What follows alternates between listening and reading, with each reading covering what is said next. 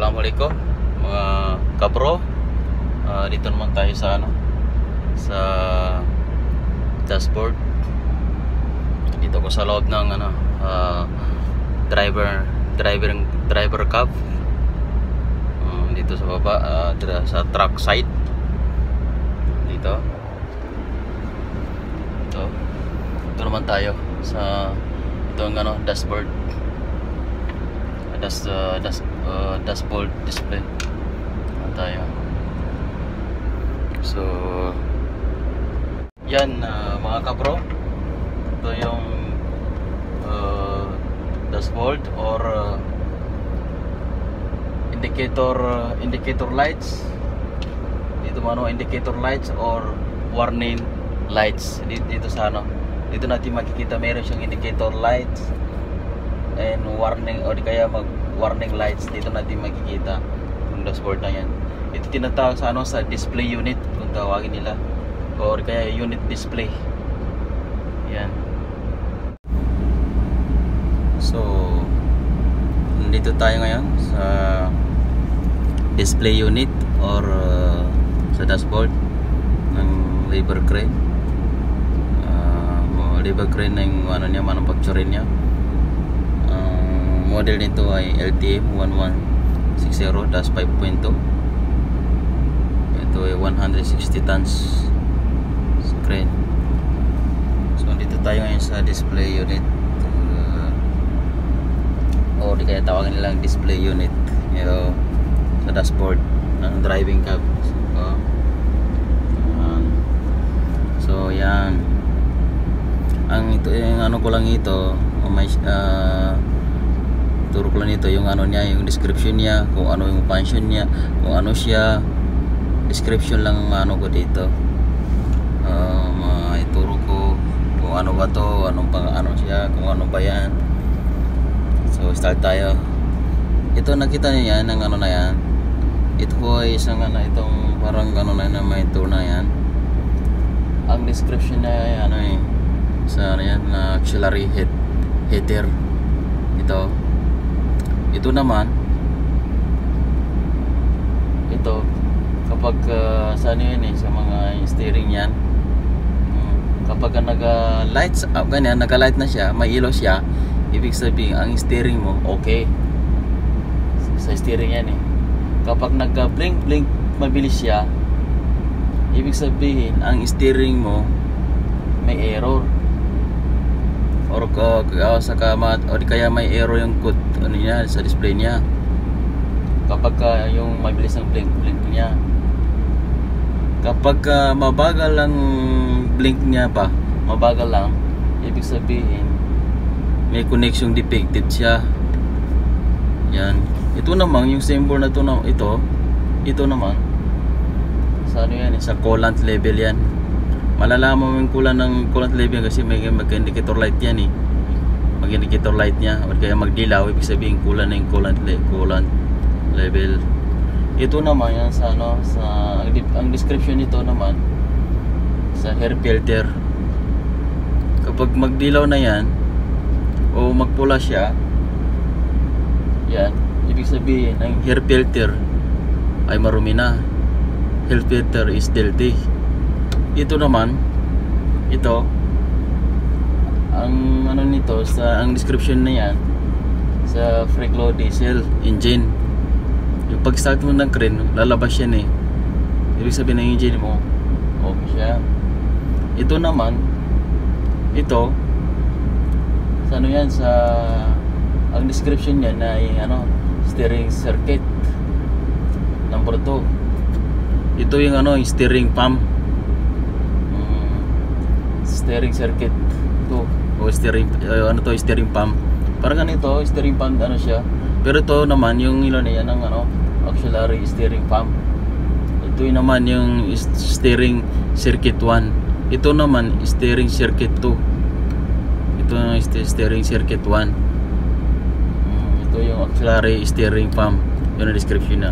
Ito naman yung parang relo na yan, ang description niya yung mga speed limit or speed limit o limitation sa speed for driving. Ito naman yung clutch. Yung description niya, clutch open. Ibig sabihin ng clutch, kung kapag mag-alo yan, ibig sabihin ng yung clutch mo naka-open, clutch open. Yan ang description niya. So ito naman, yan ang transmission. Yan ang description niya. Ito naman mga ilaw na yan. Yan mga ilaw na yan. Ano yan sa light yan siya. Sa beam, high beam, sa low beam. Yan. Ito naman sa rear fog light sa likod. Ito sa rotating beacon light.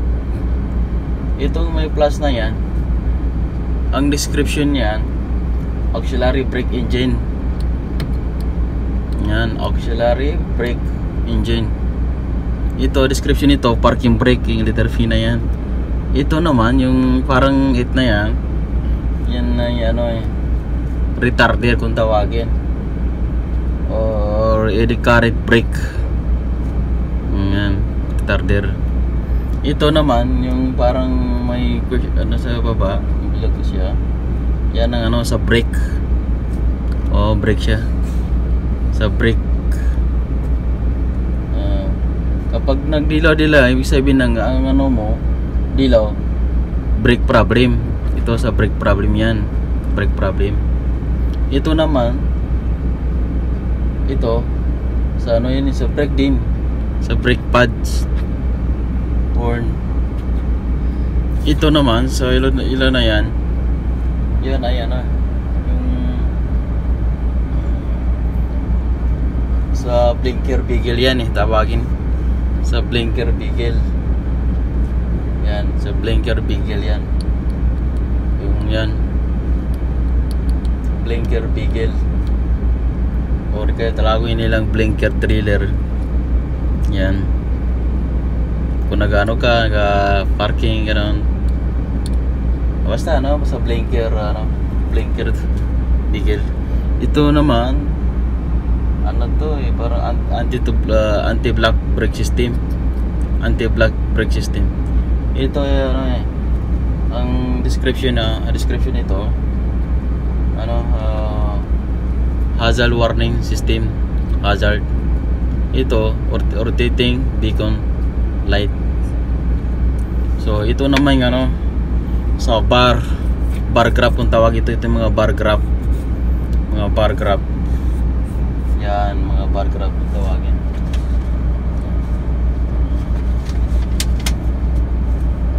Yan. So dito naman ulit tayo sa bar graph. Ito yung mga bar graph. Itong tawag nito ay gear oil. Ang description niya, gear oil. At kailangan ito ang dikon niya, gear oil temperature to high. Kailangan lagi nga nito ang gear temperature nito mga 50 degrees Celsius. Ang pinakamataas niya yung 140 degrees Celsius ang gear oil. Ito naman sa oil diesel. Sa oil diesel, ang pinakakailangan nito, ang less than nito kailangan nasa 44% lang. Kailangan mag less down na siya sa 4%. Kailangan diesel lang muna. Huwag mo nang paabutin siya ng 4% itong diesel niya. Ito naman yung coolant temperature. Coolant temperature. Yan. Coolant temperature. Sa coolant temperature, kailangan siya yung 30 degree ang pinakamababa, 30 degree. Ang pinakamataas nito 120 degree. Yan, yung coolant temperature na yan. Ito pagkakaiba nila sa sa gear oil, ito 50 degree Celsius ang pinakamababa. Ang pinakamataas nito 140 degree Celsius. Sa gear oil, taas niya, sa init niya. Ito naman yung parang na yan, ito yung oil pressure. Sa oil pressure low or oil pressure too high. Ito naman sa oil pressure, yan ano nito sa bar lang siya, mag 0 bar siya o 10 bar, okay rin din siya sa ano, sa bar graph niya. Yan. Ito naman sa ano, battery voltage. Battery voltage. Sa battery voltage naman, ang pinakamababa nito ano, 21 voltage. Ang pinakamataas niya yan, 30 voltage. Yan. Yan siya ng ano. Yan ang ano eh, battery voltage o di kaya alternator charge indicator. Yan siya. So yun. So dito naman tayo. Ito naman yung ano, driving, yung kilometer per hour na yan. Ito naman yung ano, ang description nito sa driving speed. Diba, 45 kilometer ang ano mo, bilis mo. Ito naman sa ano, transmission. Yan sa N, transmission in neutral position. Sa ano to eh, sa kung ano, ito sa ano niya, sa gear indicator to. Sa gear indicator, kung nagbalik ka na sa ano, sa nag-manual ka, nag-automatic ka, ito siya. Sa gear indicator ang ano nito eh, description niya. Ito naman ang description nito in yung in minutes na yan. Ang description niya ano eh, engine speed or RPM. Yan, engine speed or kaya RPM ang ano yan, description yan. Ito naman sa ano eh, yung bar na yan, ano, yung bar graph na yan sa ano, sa air supply. Yan, air supply yan. Yan. Ito naman yung isa dyan na ano, yan. Yan. Itong dalawa, yung 1 and 2 na yan, itong 1 na yan, ang bar graph na yan, ano ito eh, sa ano to, sa brake pressure. Yan. Ito sa ano, current brake, kumbaga tawagin current brake pressure, brake o brake.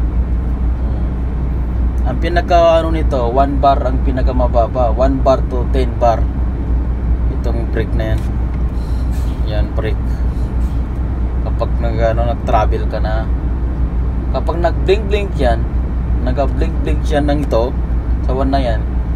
Yung 1 na yan, yung 1 na, kapag nag-blink yan, yung ano mo, yung current brake pressure mo na yan, kapag nag-blink-blink, ibig sabihin yung brake pressure mo, yung sensor circuit niya may defective, may sira.